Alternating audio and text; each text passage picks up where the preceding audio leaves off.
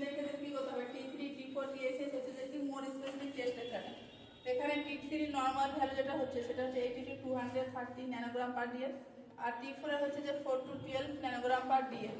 এবার পেশেন্টের ক্ষেত্রে আমরা কি জানি এর আগেও পড়েছি যেমন হচ্ছে কজের যে প্রাইমারি হাইপারথাইরয়েডিজম আর সেকেন্ডারি হাইপারথাইরয়েডিজম পেশেন্টের ক্ষেত্রে দেখা যায় সেটা আমরা কিভাবে আমরা ডিফারেন্সিয়েট করি। এখানে পেশেন্টের ক্ষেত্রে যখন প্রাইমারি হাইপারথাইরয়েডিজম থাকে তখন কিন্তু প্রবলেমটা থাইরয়েড গ্ল্যান্ডে থাকে সেখানের ক্ষেত্রে কি আমরা কি পাই যে টিএসএইচটা সেটা কি থাকে যে ডিক্রিজ হয় বাট T3 T4 কি হয় পেশেন্টের ক্ষেত্রে ইনক্রিজ থাকে।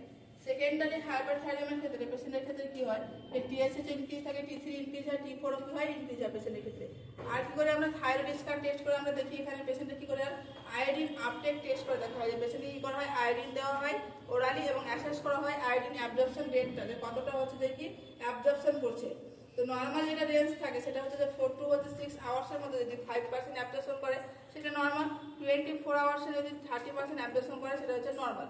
দেন হচ্ছে ম্যানেজমেন্ট আমরা কিভাবে পেশেন্টকে হচ্ছে হাইপারথাইরয়েডিজম হলে ম্যানেজমেন্ট করব। তো আমরা ফার্স্টেই জানি যে পেশেন্টের ক্ষেত্রে কি হচ্ছে বিএমআর বাড়ছে মানে পেশেন্টের কি হচ্ছে যে ওয়েট লস হচ্ছে এখানে পেশেন্টের ক্ষেত্রে হিট ইনটলারেন্স হচ্ছে।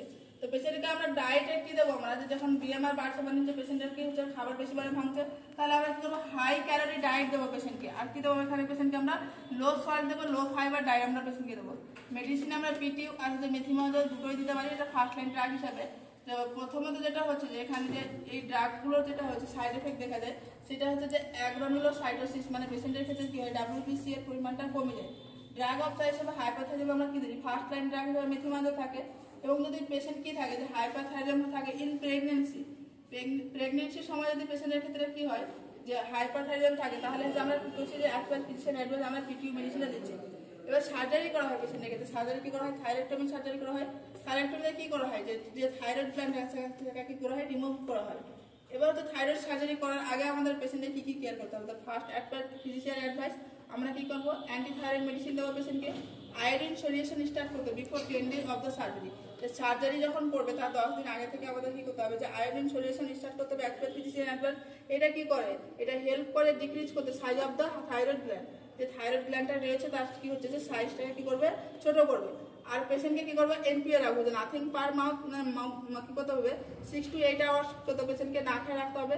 আর কি করবে ডক্টরের কাছ থেকে কি করবে যে ডক্টর কি করবে যে পেশেন্টের পার্টি থেকে বা পেশেন্টের কাছ থেকে কনসেন্ট নেবে। আর আমাদের যেটা করতে হবে যে সার্জারির একদিন আগে থেকে পেশেন্টকে কি করতে হবে যখন ঘুমাতে বেড টাইমে যাবে তখন কি করা হয় সিরাপ ল্যাকটোজ দিতে হবে।